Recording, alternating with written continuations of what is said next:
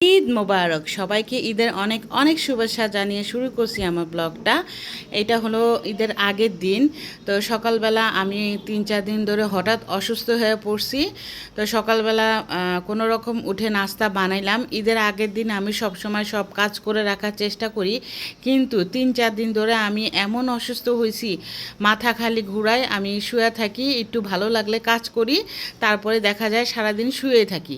আসলে নিজের সংসার হয়েছে, এটা একটা সুবিধা হয়েছে, কারণ যখন একটু ভালো লাগে তখন রান্নাঘরে যাই, টুকিটাকি কাজ করি, আবার যখন অসুস্থ লাগে তখন আবার শুয়ে থাকি। তো শুইতে তো শুয়ে শুয়ে থাকতে সারাক্ষণ ভালো লাগে না। দেখা যায় যখন একটু ভালো লাগে তখন কাজ করি। আর দুপুরবেলা আজকে ভাবলাম যে ডাল রান্না করি, ভুনা ডাল রান্না করি, আর পাঙ্গাস মাছ আছে ফ্রিজে, সেটাই রান্না করি।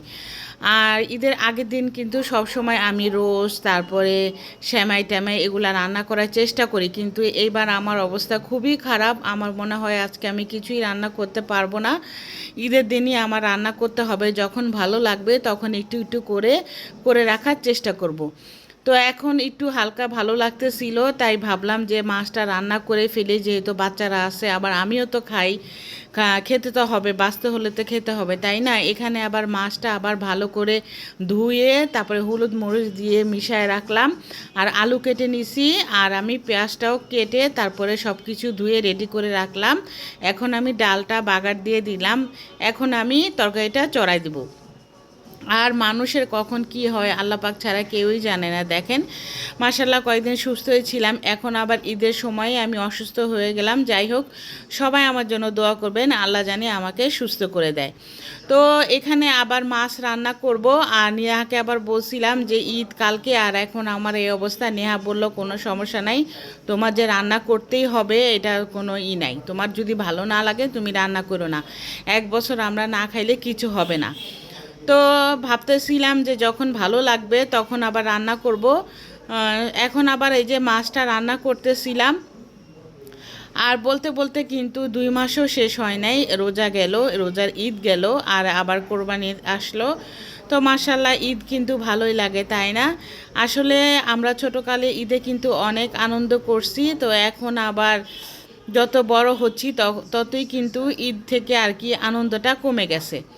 তো এখানে আবার আকাশটা কেমন মেঘলা মেঘলা হয়ে আসছিল, আমি আবার রান্না করতেছিলাম, গরম ঠান্ডা এই আর কি চলতেছে।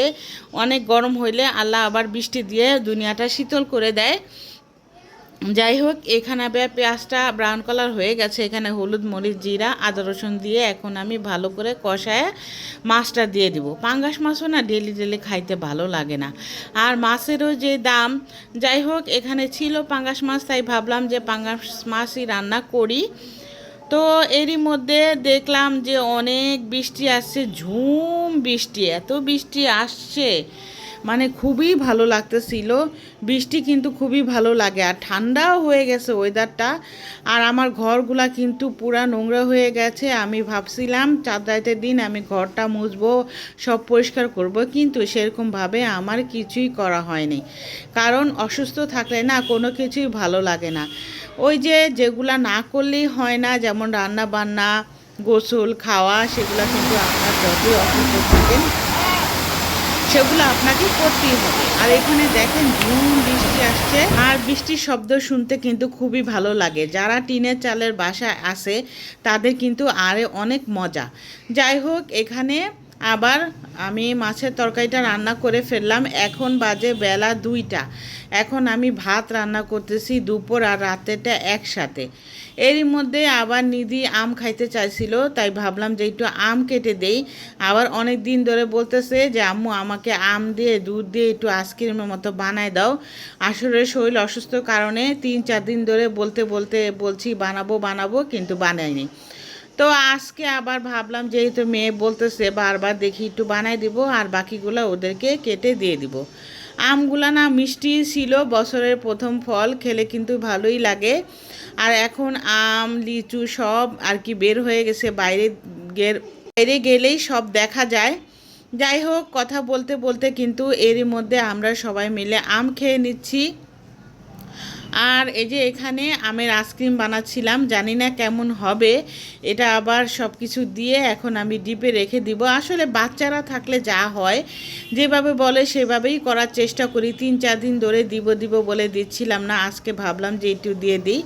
আর এই যে দেখেন আমার ফ্রিজটা কিন্তু পুরা খালি হয়ে গেছে। উপরের দিকটায় কিন্তু আমি ফ্রোজেন জাতীয় খাবার রাখি, আর নিচে কিন্তু মাছ আর মুরগি রাখার চেষ্টা করি, একসাথে রাখি না। আর আমাদের পাশের বিল্ডিংয়ে এই যে কত গরু আনছে আমার বাচ্চারা, মানে গরু দেখলে একদম বাচ্চাদের মতো হয়ে যায়। ওরা অনেক আনন্দ করে, ওর চাচাও গরু কিনছে, ওর ফুপুরাও গরু কিনছে। যাই হোক, ওইখানে আমাদের যাওয়া হয় নাই।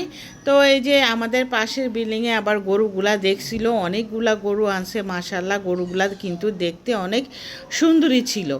আর গরু দেখতে কিন্তু ভালোই লাগে, বাচ্চারা বিশেষ করে গরু অনেক পছন্দ করে। আর এখানে আবার ওরা মেহেদি দিতেছিল, যেহেতু আজকে চাঁদ রাত, দুই বোন মিলে ওর বাবা মেহেদি এনে দিয়েছিল, সেটা আবার দুই বোন মিলে পড়তেছিল। মাশাল্লাহ, ওরা না অনেক সুন্দর করে মেহেদি পড়তে পারে। আমার কিন্তু এই গুণ নাই, আমি কিন্তু জীবনেও মেহেদিও পড়তে পারি না, আর্টও করতে পারি না। আল্লাহ আমার মেয়েকে, দুই মেয়েকে এই গুণ দিছে। মাশাল্লাহ, ওরা সুন্দরভাবে এগুলা করতে পারে।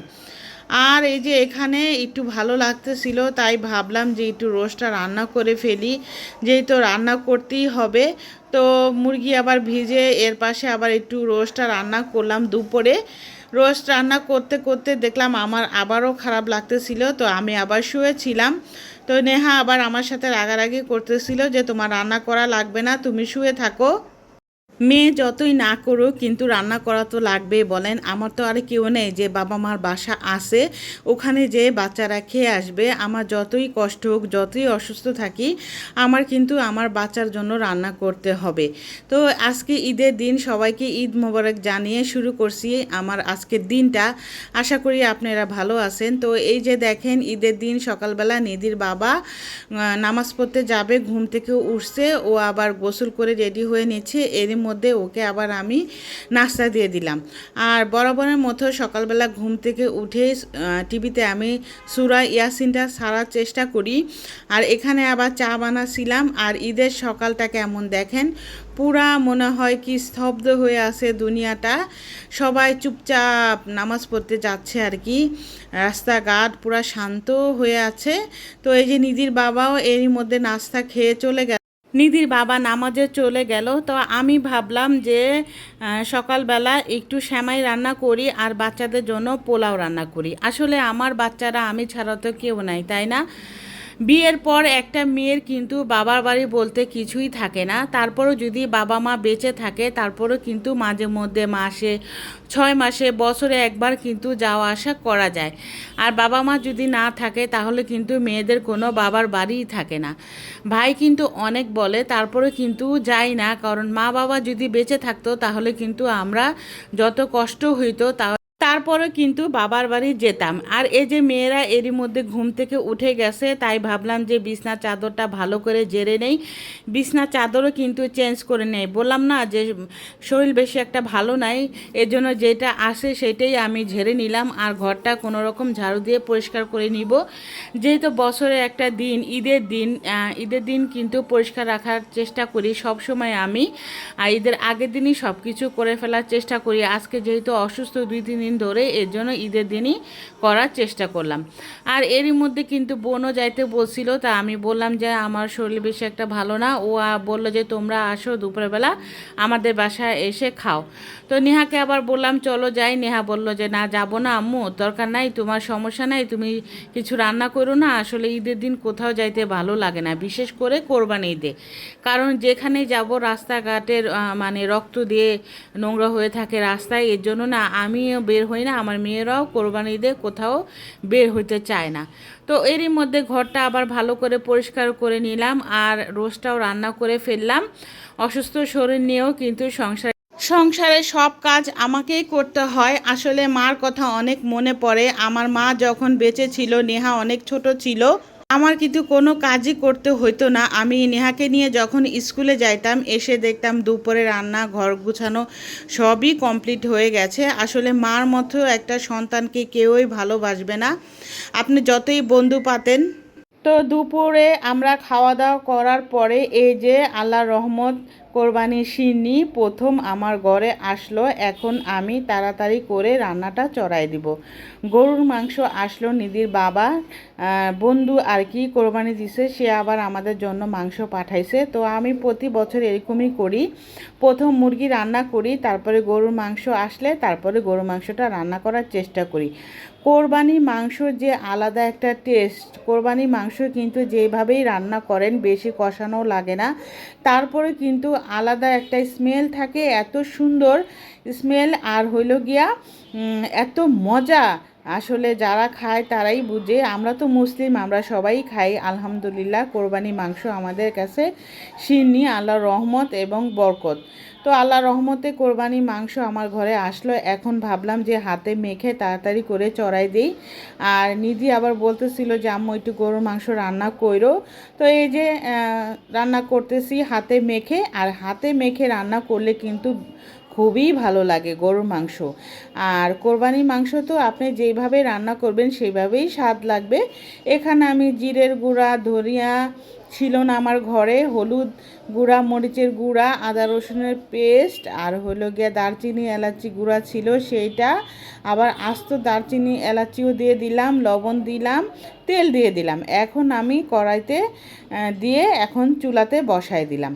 এই যে আস্তে আস্তে হচ্ছে, এটা কিন্তু কম আঁচে বসায় রাখবো।